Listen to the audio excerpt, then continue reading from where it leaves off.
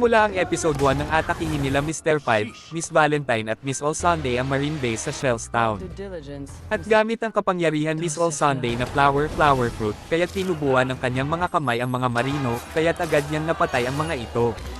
At pagpunta sa isang kwarto ay nakita nila ang bangkay ni Mr. Seven.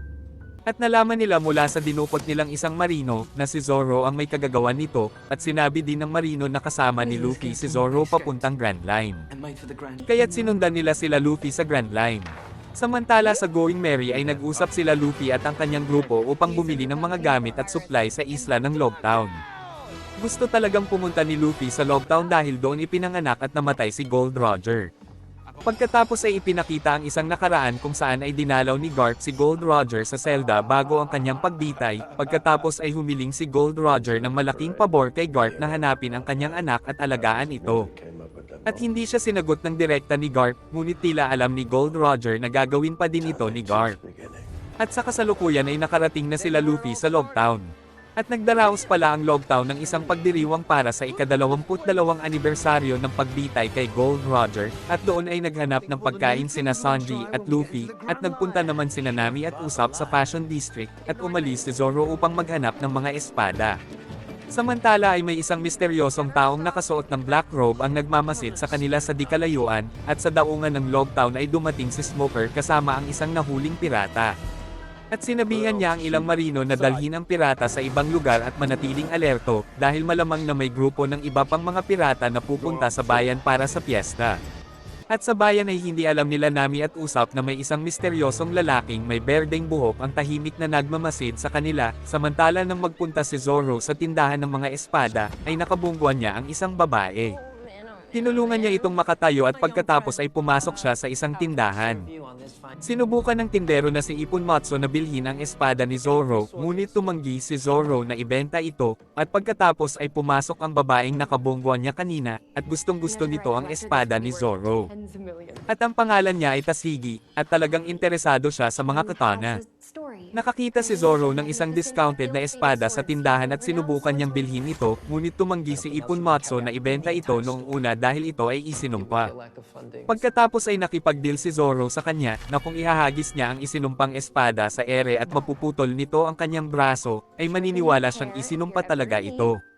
Ngunit kung hindi ay mapipilitin si Ipon Matsu na ibenta ito sa kanya.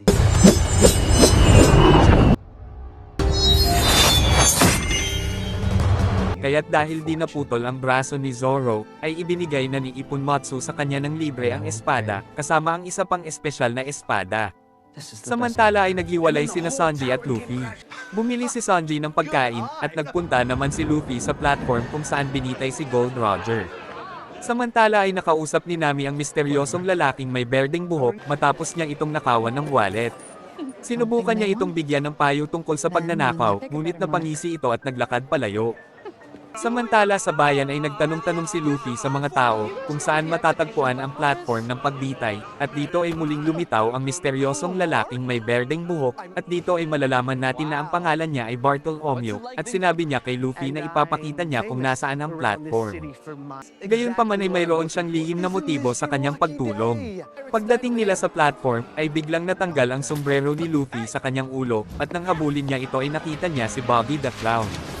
At ngayon ay nagkampihan na pala si Bobby at Alvida upang maghiganti kay Luffy, at nagkaroon ng paglalaban sina Alvida at Luffy, kaya't nalaman ni Luffy na may kapangyarihan ng sleep fruit si Alvida, dahil hindi niya ito matamaan ng kanyang pag-atake.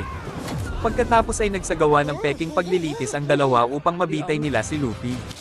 Samantala ay nabalitaan ni Smoker mula sa kanyang mga nasasakupan na may mga pirata na nakita sa lugar ng platform, kaya't agad silang nagtungo roon ni Tashigi upang mag-imbestiga, at sa bayan ng babalik na sila Nami sa Going Merry ay napagtanto nilang nawawala si Luffy, at nang mapansin nila ang mga taong nagmamadali patungo sa platform, kaya't sinundan nila ang mga ito.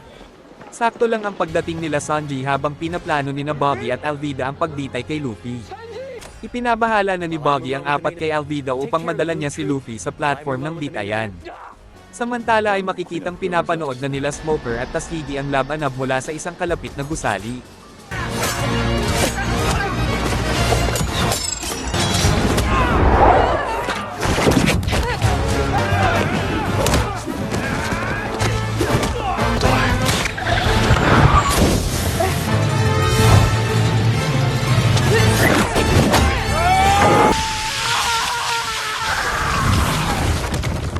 ngayon ay nalaman na ni Tashigi na isang pirata pala talaga si Zoro.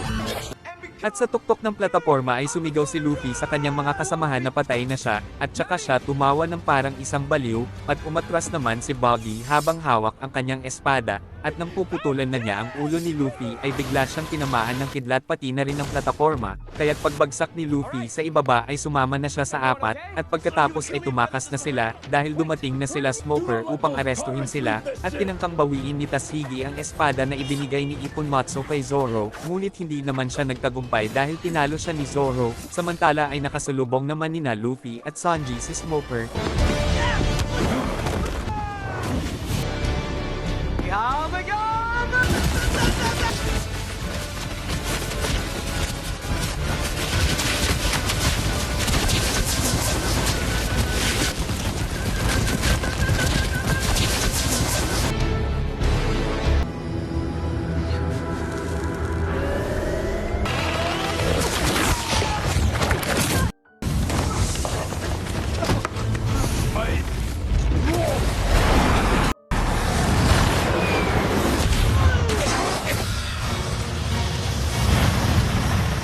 Samantala ay natalo ni Smoker sina Luffy at Sanji gamit ang kanyang smoke power.